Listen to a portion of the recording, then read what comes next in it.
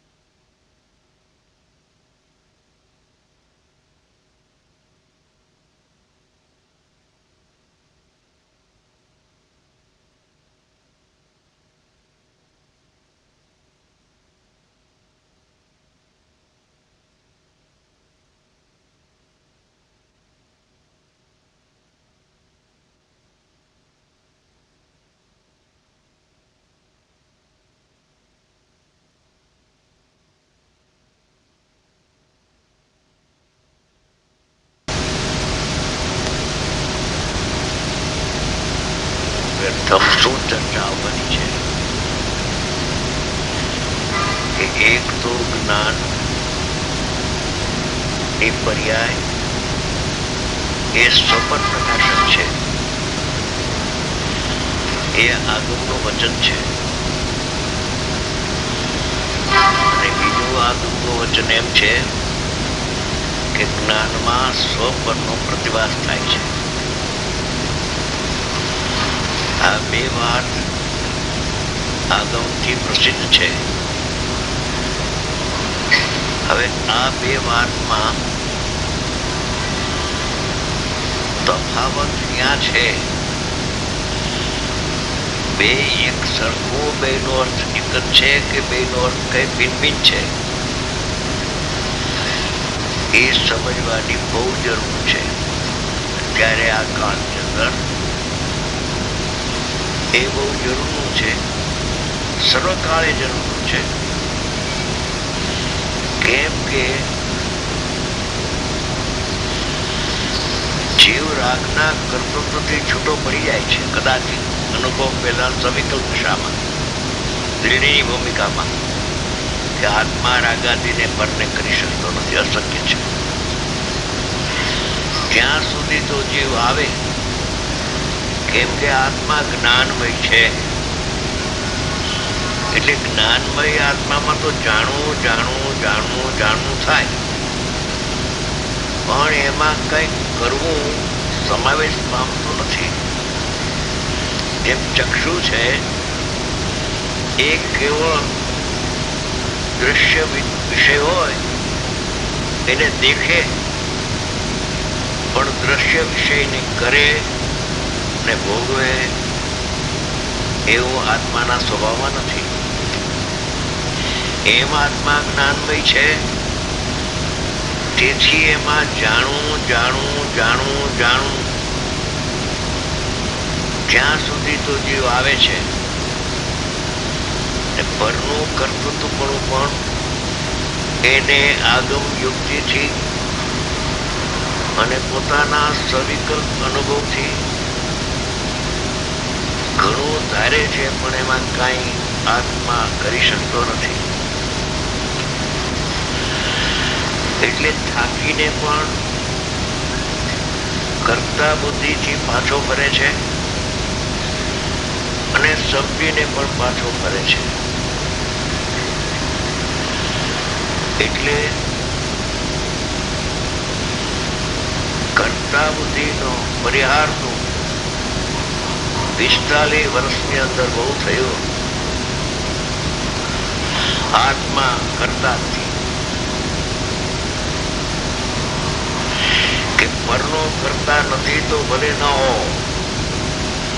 પણ પોતાના દોષથી શુદ્ધ આત્માને ભૂલીને શુભાશુભ ભાવ થાય એને તો કરે ને. જો એનો કરતા ન હોય તો સંસાર નહીં રહીએ. એનું આ વચન છે કે જેને સંસારમાં રખડવું છે એની વાત છે.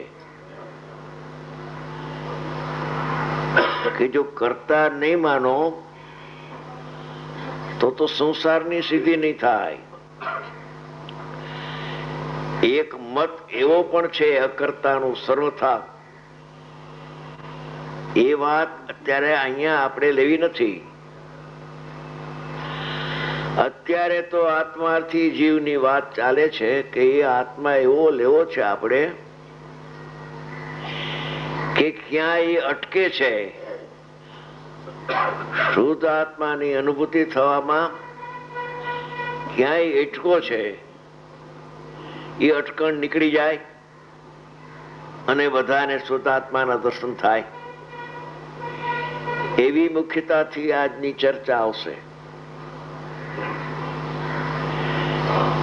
એ ચર્ચાનો વિષય છે આજનો એક જ્ઞાનનો સ્વચ્છ એવો સ્વભાવ છે. સ્વચ્છતા ભલે અજ્ઞાની હોય, વિચારદર્શી હોય, અભવી હોય તો પણ એની જ્ઞાનની પર્યાયમાં સ્વપરનો પ્રતિભાસ થાય છે. સાધકની જ્ઞાનની પર્યાયમાં પણ સ્વપરનો પ્રતિભાસ થાય છે. કેવળ જ્ઞાનની પર્યાયમાં પણ સ્વપરનો પ્રતિભાસ થાય છે. આઠે જ્ઞાનમાં સ્વપરનો પ્રતિભાસ થાય છે. સ્વપર પ્રતિભાસ એક વાત છે અને જ્ઞાન સ્વપર ને બે ને જાણે એ બીજી વાત છે.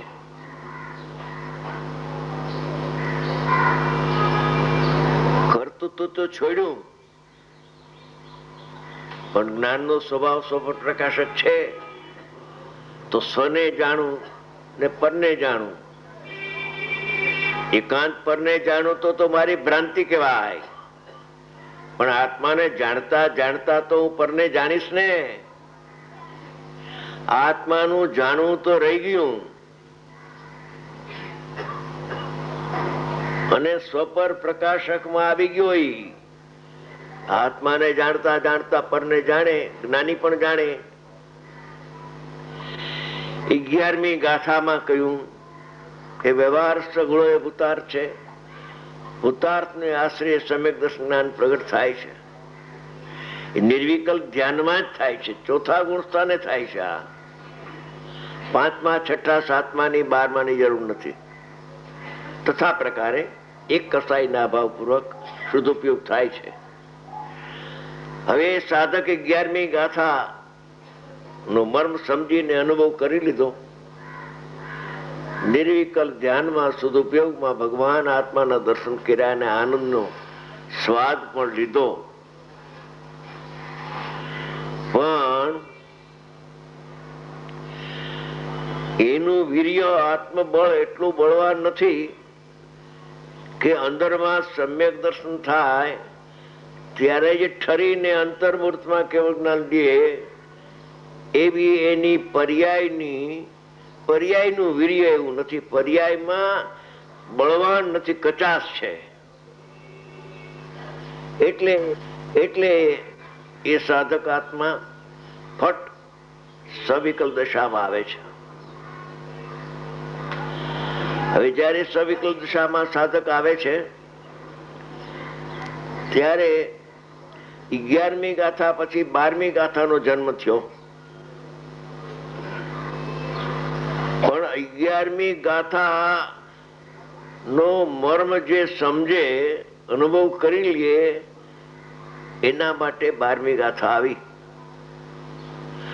અનુભવથી ચ્યુત છે એના માટે 12મી ગાથા નથી.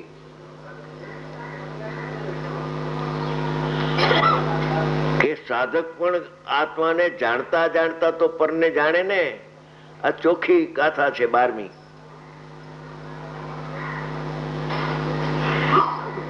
કે કોઈ કોઈને કોઈ વખતે વ્યવહાર જાણેલો પ્રયોજમાન છે. આદરેડ તો ગયો, આદરેડ તો વયો ગયો, કરતા બધી તો ગઈ છે નહીં. જાણેલો પ્રયોજમાન છે એમ શબ્દ છે. તો મારો એક પ્રશ્ન છે કે સવિકલ દશામાં સાધક આવે છે ત્યારે એની પર્યાયના ભેદો પડી જાય છે. અભેદથી છૂટી ગયો છે ઉપયોગ, એટલે થોડો રાગ, થોડો વિતરાગ ભાવ, થોડો આનંદ પ્રગટ થાય છે એ, અને થોડું દુઃખ, એ બધું છે. પણ છે એને જાણે છે જ્ઞાન, એમ કેવું તે વ્યવહાર છે.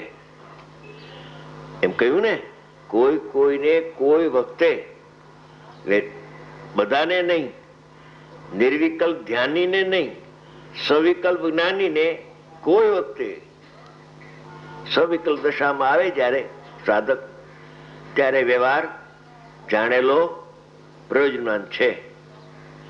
તો સ્વને જાણતા જાણતા પરને જાણે છે જ્ઞાન, તો એને સ્વપર પ્રકાશક કહેવામાં આવે છે. જાણે છે, સ્વને જાણે અને ભેદને પણ. અભેદ ઉપર તો લક્ષ છે જ, એટલે અભેદનું જાણવું છૂટતું નથી. અને ભેદને જાણે છે. તો મારો એક પ્રશ્ન છે કે ભેદને જાણનાર કયું જ્ઞાન છે?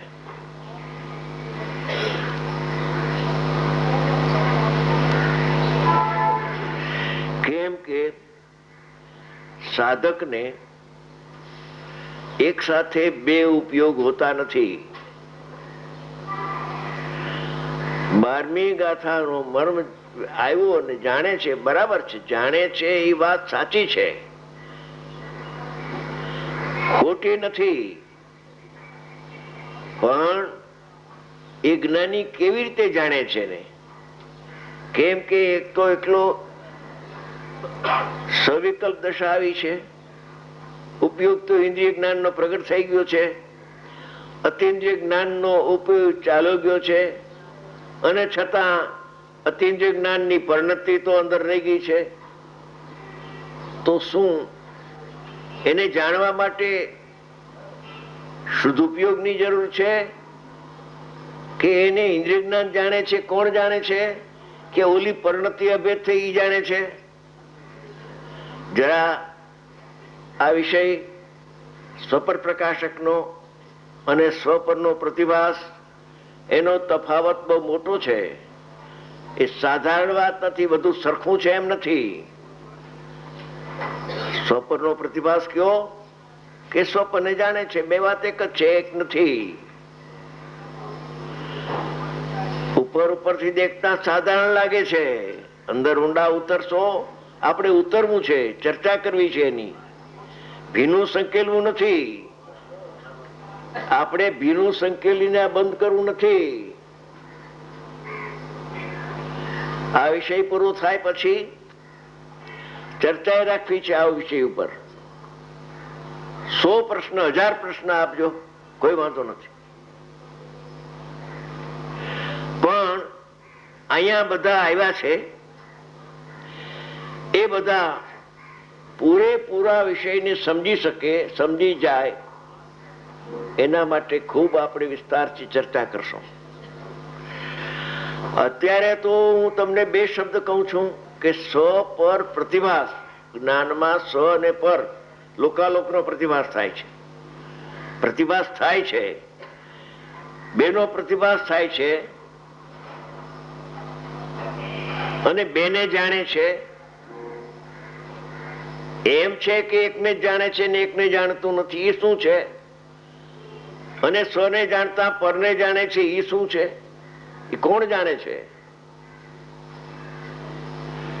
વિષય થોડો ગંભીર છે, પણ બહુ પ્રયોજનભૂત છે ભાઈ.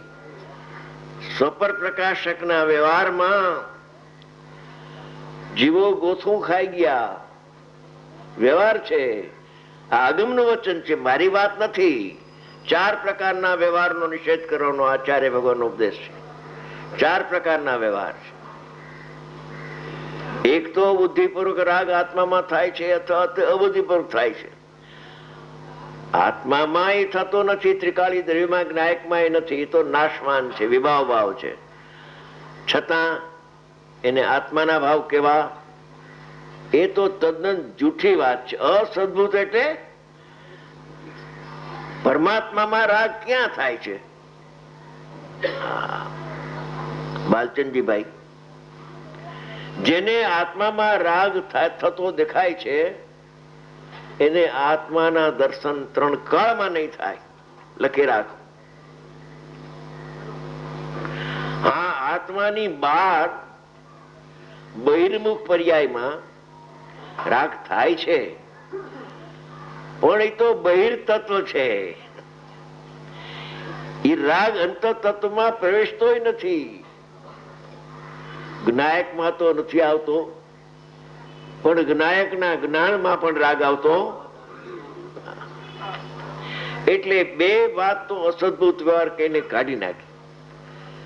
એ તો રહેવા દેવાય. તો અહીંયા સુધી આવ્યો છો અને રાગ આત્મામાં થાય, દુઃખ આત્મામાં થાય.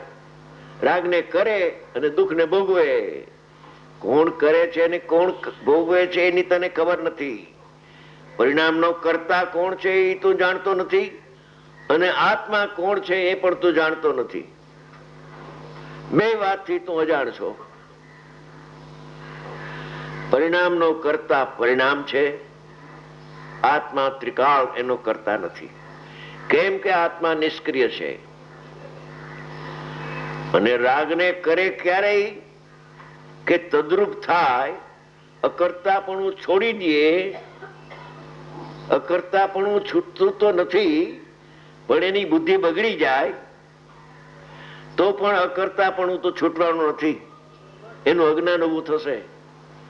3 કાળમાં અકર્તાપણું છોડીને આત્મા સમય માત્રમાં પણ રાગનું કરતા થતો નથી. રાગ તો ઠીક, પણ વિતરાગી પર્યાય પ્રગટ થાય એના સકાળે ત્યારે એનું લક્ષ આત્મા ઉપર છે. તેથી આત્માને આશ્રય થઈ વાત બરાબર છે, પરના લક્ષ્ય થતી નથી. તો એ પર્યાય